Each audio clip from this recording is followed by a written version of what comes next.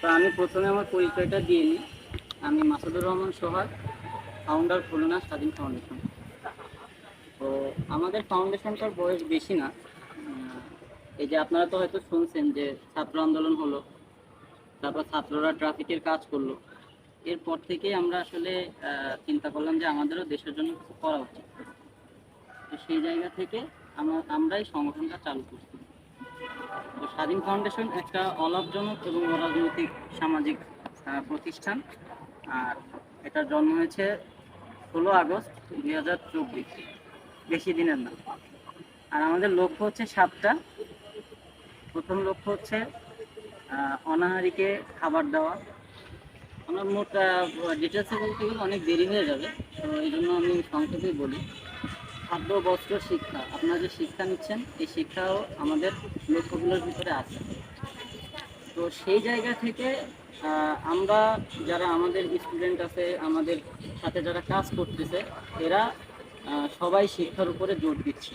এবং আমাদের সম্মানিত শামীম ভাই, উনি অনেক আগে থেকেই এই কাজকর্মের সঙ্গে জড়িত আছেন। ওনার সম্পর্কে অনেক কিছু শুনেছি।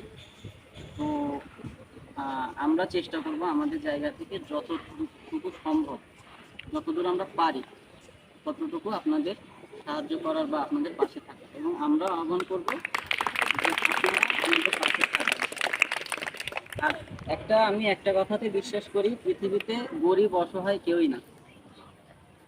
গরিব অসহায় হলো যাদের হাত নেই, যাদের পাও নেই, যারা বিছানা থেকে উঠতে পারে না, এরা হলো গরিব। আমাদের হাত আছে, পা আছে, আমরা সুন্দর পৃথিবীটা দেখতে পারি। যারা অন্ধ তারা কিন্তু কিচ্ছু দেখতে পারে না।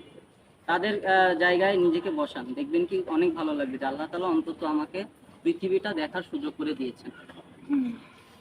সেই জায়গা থেকে আমরা সবাই বড় লোক। আল্লাহ তাআলা আমাদের এমন এমন জিনিস নিয়ামত দিয়েছেন, কোরআনে বলেছেন যে আমি তোমাদের যে নিয়ামত দিয়েছি তার শুকরিয়া আদায় করে তোমরা শেষ করতে পারবে না। সেহেতু আমরা প্রত্যেকটা মানুষই বড় লোক। হয়তো মেনটেনেন্সের দিক থেকে আমরা আপনাদের পাশে দাঁড়াবো, আপনারা আমাদের পাশে দাঁড়াবেন। এইভাবে আল্লাহ তাআলা আমাদের যখন পৃথিবীতে পাঠিয়েছেন তখন এইভাবেই বলে দিয়েছেন যে বড় লোকদের সম্পদে আমাদের একটা হক আছে। হয়তো তারা সবাই সেটা আদায় করে না। তো বক্তব্য বড় করব না, এতটুকুই বলবো যে আপনারা যে যে ক্লাসে পড়েন খুব মন দিয়ে পড়াশোনা করবেন। এবং এটা ভাববেন না যে আপনারা অসহায়, আপনারা ছোট জায়গা থেকে উঠে আসছেন। এই স্যাররা যে পড়াশোনাগুলো করায় এটাও অত্যন্ত কাজে আসবে আপনাদের। পড়াশোনা কখনোই বিফলে যায় না। তো আপনারা মন দিয়ে পড়াশোনা করবেন। এবং আমি কৃতজ্ঞতা জানাই আমাদের শাহিন ভাইকে যে আমাকে এখানে আমন্ত্রণ জানিয়েছেন। আর বক্তব্য দেওয়ার অত অভ্যাস নেই। তো সবাই ভালো থাকবেন। আসসালামু আলাইকুম। ধন্যবাদ।